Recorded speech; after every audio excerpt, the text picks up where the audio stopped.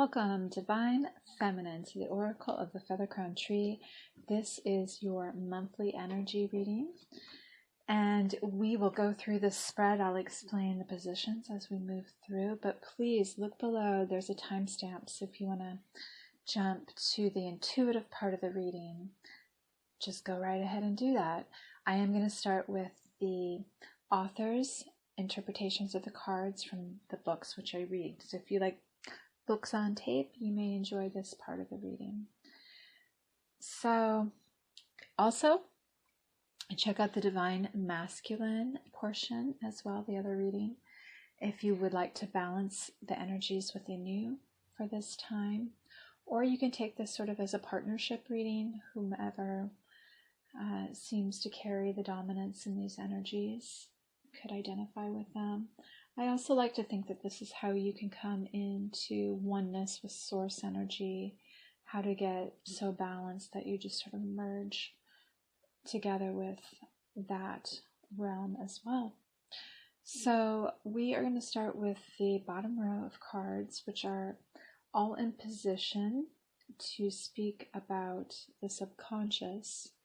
And the one on the left is really even deeper than that. It's about our DNA, our roots, our ancestry that goes so far back that we're not at all conscious about these influences. And you have Dancer of Beginnings. This dancer raises his or her hands as if in greeting, embracing the moment of beginning, the point of transformation from the seed of intention to the fullness of action. The Dancer of Beginnings represents a transpersonal energy that bursts out of the shadows, infusing everything that surrounds it with the potential of becoming more than it is. The dancer can refresh our vision of ourselves and of our lives, helping us to see beginnings where perhaps we once saw endings, and to breathe new life and possibility even into the familiar and the routine.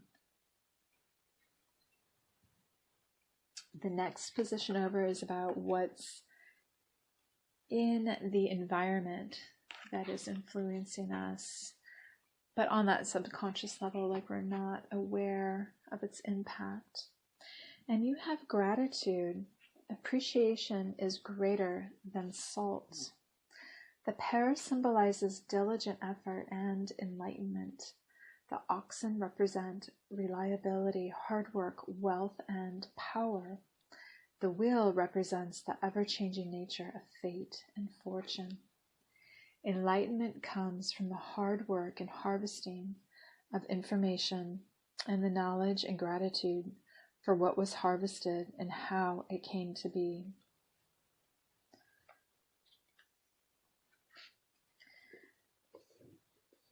The words thank you feel great to hear, but only when the spirit of genuine gratitude is present. We all know when gratitude is listlessly or dully expressed. It feels like a great insult because it is clear that no matter what assistance was provided, it was underappreciated.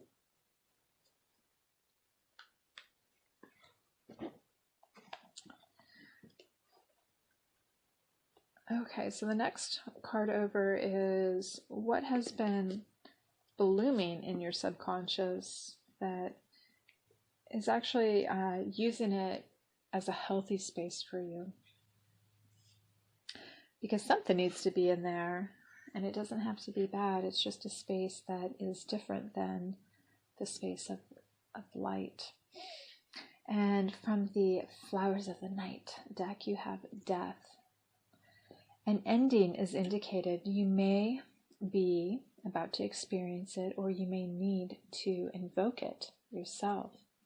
Devil's Trumpet can also be reminding you of something that has passed.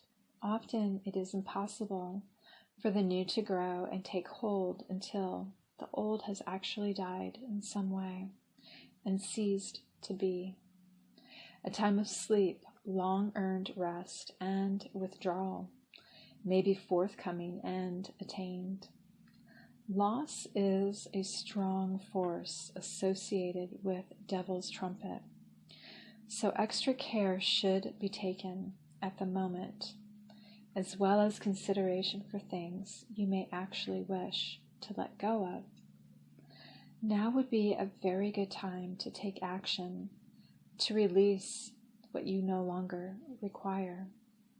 A very positive aspect of Devil's Trumpet is that it can also signify the end of difficulties and challenges which you may have had to face, as well as the completion of arduous tasks undertaken to attain goals. Challenges include feeling unable to walk away from a situation or to admit defeat. And in the last position down here, this is going to be talking about repressed emotion. Your card is coming from the Water Crystal Oracle, which is a Japanese authored deck. The category that your message falls in is power, with the idea of eternity. The vibrational aspects of a word impart physical effects. Choose a card that has meaning for you. It may be something you want to increase in your life, or something you want to honor or to better understand. So again, you have eternity here.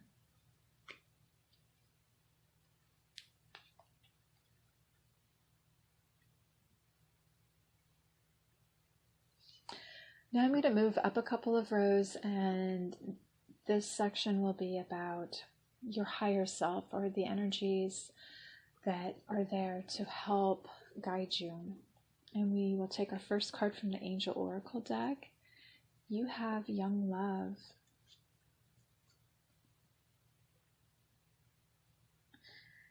The function of this angel is to protect all who fall in love. Its gifts are helping you to value your sexuality and honor it with love. Cherish the gifts of love and an open heart. Love and respect your own tender feelings.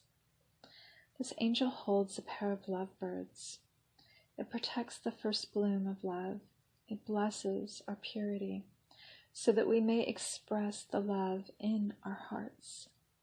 It encourages us to be respectful of our bodies and be gentle with our feelings, so that our first experience of love is beautiful.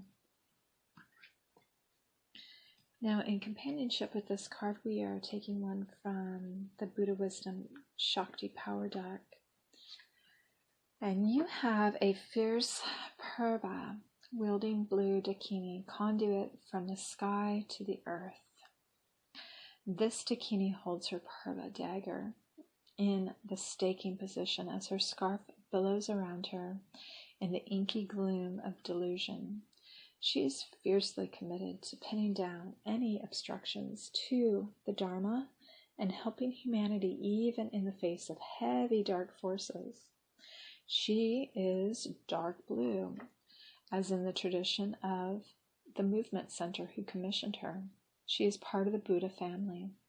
In the center of the mandalas, her color represents the central energy channel in the body, where in advanced Buddhist practice, the energy is absorbed and flows upward to break open the dragon gate at the crown of the head, creating enlightenment. Dakinis manifest in many forms and represent the potency of female energy to give birth, representing the creation of newness, of ideas, beings, and levels of awareness. They range from beings with some level of spiritual power, like sprites or fairies, to fully realized beings. They help arouse the energy of wisdom and tantric practitioners. A Purba is a magical implement. It is the main tool of the deity. a magician form of a historical figure, both of who are hiding here in this deck of cards as well, are used for many magical feats. They can pin down negative energies from the mind stream of a harmful entity or human person and dispel dark forces from a society or a single person. They are used in consecrations, meditation, and weather making. They fix space to the earth like a lightning rod, creating a conduit between them. And now we're going to move down a row, and this row is really about integration of the subconscious and these higher energies. So our first card all the way to the right is talking about the energy that could be held during this time as a result of this integration. And you have Sri Vishnu, maintainer of the universe. Its blessings are illumination of the heart, achieving all success in life, welfare for one's family, and true reverence for life. Now in the center, the circular card from the archetypes deck, you have the creator. This is about your psyche. The creator, the first archetype in the trio of existence, is not intimidated by darkness or by lack. They know that from the void, creation inevitably emerges with meager, minimal, and outlandish materials. The creator reveals a new image. They make the empty room resonate with healing sounds. They generate bounty from the seed that others tossed away. Though generative, this archetype annihilates preconceived notions of what is possible, leaving unexpected openings in the wake of its destruction. The creator does this by first being absolutely present to what is, not imagining or wishing things were different. And second, trusting that a force greater than themselves awaits constant collaboration with each human soul, whether we call it nature, God, goddess, Shakti, or divinity. It remains nameless. It is the creator's lifelong companion. And the last card from the Starseed Oracle is really about the action that can be taken. And I'm seeing some repeats here from the readings that I've been doing in the cards, which is always a sign that these are working. So it's just interesting to see, out of so many choices from some of these decks, they have like 80 cards that the same one will pop out. Okay, so we have surrender to the sweetness, Venus energy, pleasure, joy, make love to life. This is a sensual, highly feminine card. It's a call to surrender to the sweetness of life, to let the ever-abundant feminine take over, to taste the fruits you've been working so hard to grow, to let your senses take over and really drink in your life with wonder, to get intoxicated on the simple bounty that this planet has to offer, and which you have within you when your well is full. So, in a moment here, I'm going to move into the intuitive part of your reading.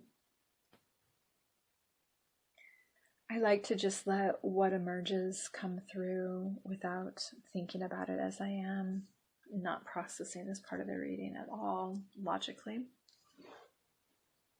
So it may or not relate to the actual theme that I've presented in the book readings.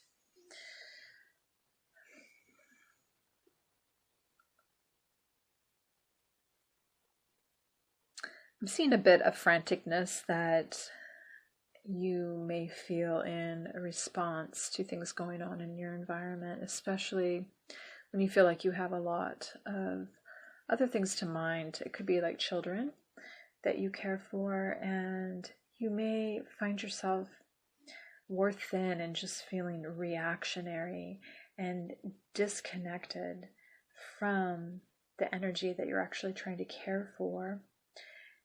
And this just altogether may be producing a fairly chaotic environment. So I just get this idea of working on coping skills, that maybe there's something within fight or flight or the freeze thing that you may want to revisit and look to see if you're responding in this way to things that are in your environment. Not that it wouldn't be natural to kind of be put off by it, but it becomes which one started first, is your environment responding to you like this, or are you responding to your environment like this?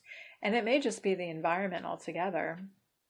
Maybe you need to up and place yourself somewhere else.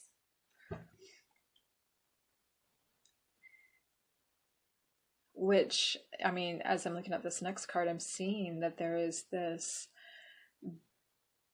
actual movement into a completely different environment, and it feels guided by strong female knowing, a strong nurturing energy, that female solid goddess, like initial goddess energy.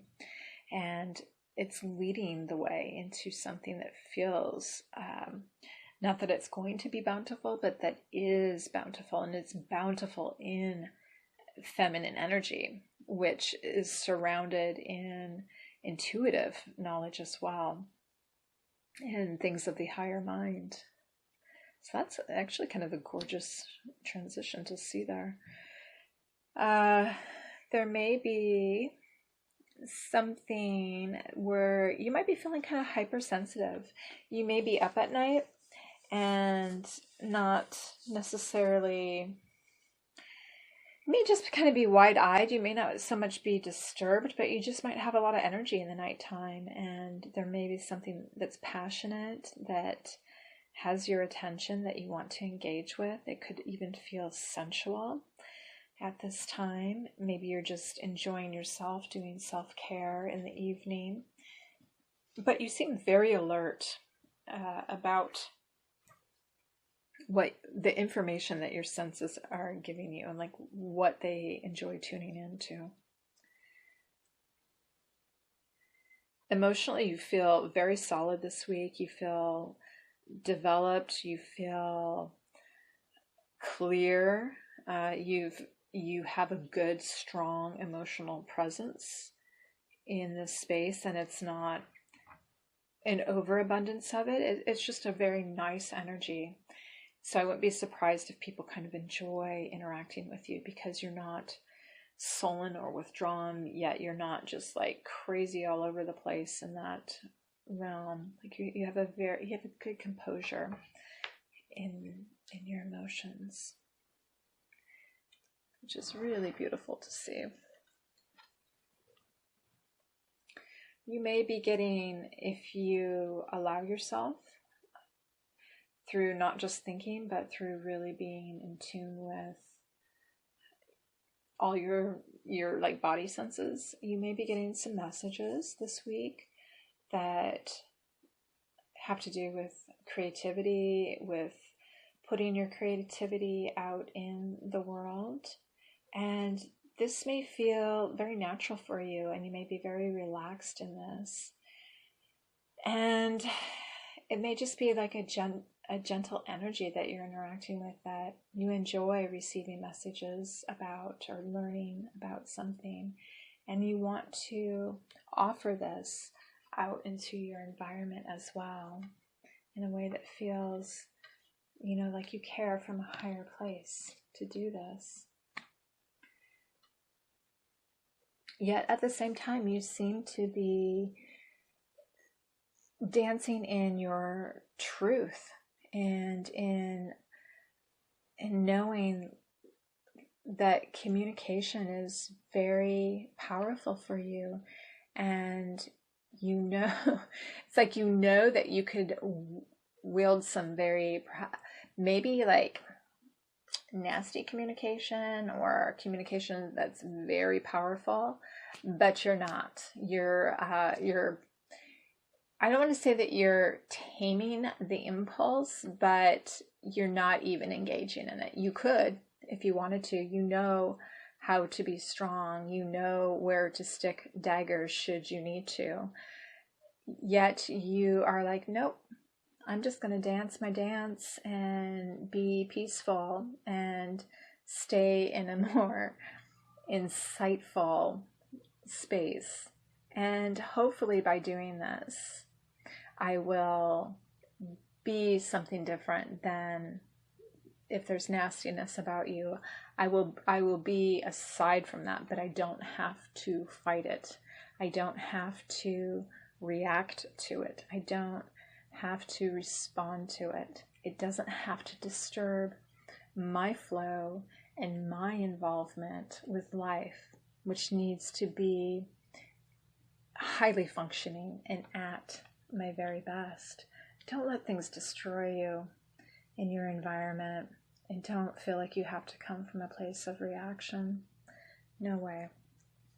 I mean, and that card is in, for me, it's just going right to that first card where I see maybe you were taught this because it's in that ancestry position of just being reactionary. If something in your environment goes off, like you feel responsible to it, you start mirroring that energy, it just gets chaotic, then it feeds off of you and back and forth to where you don't even know where it started.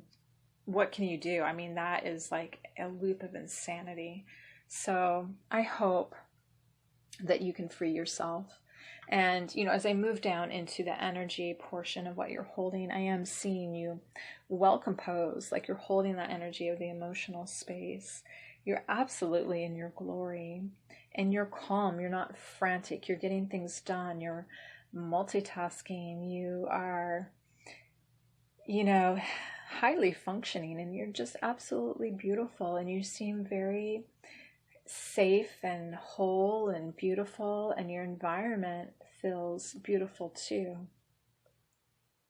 But this environment that I see you in is more in alignment to where I was saying that you'd moved out of that, like these influences that may be in your space, and you're in a better space. It's like you may have physically moved to a different area. Maybe you've changed, where you go if you have a place of employment, where you like to go for your free time. But there seems to be some sort of environmental shift that is in sync with you, and it's bestowing blessings. It's nurturing you, and you're nurturing it. It's like a two-way communication, instead of feeling like you're just kind of sucked dry in other environments. So that's very promising. And I mean, it's in this energy sector, so maybe that's just the energy that you really need to claim and, hold with you. And maybe if you're able to stay in that energy, that we'll see if it extends itself into the physical. Your psyche is also kind of reflecting this too, like it's saying you're in control. You can create your own reality, and you can color it however you want, and you can have it vivid. It doesn't have to have the ugliness in it. It doesn't have to have a murkiness. It doesn't need to feel icky. And maybe the more that you take charge of your environment, the more it pushes, by being a conscious creator, the more and more it just pushes all that energy that's stabbing and trying to get at you, and it's not helpful for you, away from the center. Because you certainly don't need to be focusing on it. You need to be focusing on what you can actually create and make, not just in your mind, but physically manifest. And as I see the action here, what you have potential, this just strikes me as like you might be meeting someone new. They may be a different gender than you. There may be kind of a watching from a distance. There might be something that kind of sparkles between you. And, there's this a slight familiarity, yet you don't really know each other. So maybe a new person's entering your life this week. That would be a blessing. And maybe this is what helps to assist you. You know, sometimes we do need people in our lives. I mean, we're not here to be completely alone. So maybe you'll be granted that this week. Someone coming in, and it's not just that they would assist you, but you could assist them. This could be an emotional connection. At least one of you will be probably a little bit more emotional than the other. But yet, I mean, there's definitely a connection and a wanting to come together, and it feels very blessed. Like there's a lot of I mean, there's the emotion, and it's not stagnant, it's flowing, it seems deep, it seems effervescent. The intellectual space feels very multidimensional. You seem supported by other energies from other planets with, I get a sense of like Jupiter, so there could be like big blessings coming through this, so lots of growth, lots of luck, and it feels like the environment as well as like strong and bountiful in many ways. So I'm really getting a strong, multi-dimensional connection that's healthy on many levels. And that is, I mean, what more could you ask for? I really liked that. So I'm going to end there. I hope you guys enjoyed that. And, oh, I'm not going to end there. Pardon me, because I forgot about our crowning card here. I'm going to end with that. And this is where I look at the feminine and masculine energies interacting together. So let's see for one last hurrah here what comes through for you. You may actually, if someone is coming in, there may be this true enjoyment of each other, a real close coming together. The feminine energy may be a little bit more vulnerable than the masculine, but this energy is relaxed in this. It's comfortable. It's not like a forced vulnerability by any means. And the masculine energy may be, a little slower to reveal themselves, though they have a very giving quality to them. And they also want to connect and want to see, like these energies want to see each other's souls type of thing here, clearly. Very relaxed, very pleasurable, somewhat domesticated energy, enjoying perhaps dinner, food, drink together in the luxury of a home environment. And this connection, whatever this is, or just bringing these energies in balance, seems to be producing a lot of feelings of stability and, and in the tangible things in life as well as emotions. And there's some connection to the higher realm and the magic of the night, the mystery of what's beyond, the earthly realm that we can get lost in day to day. You may also find yourself up at night, engaging with this energy, and it may feel like there is no night, like it could be night out, but yet you're just completely, like the day just runs into the night and you kind of lost track of time, I guess would be what I could say about that. So that's where I'm going to end the reading, and I'm really happy that you joined me. Please look at my playlists if you'd like to check out any of my other types of readings that I have on offer. I would love to share those with you too. Sending you peace and so much love and many, many blessings. Take care, you guys.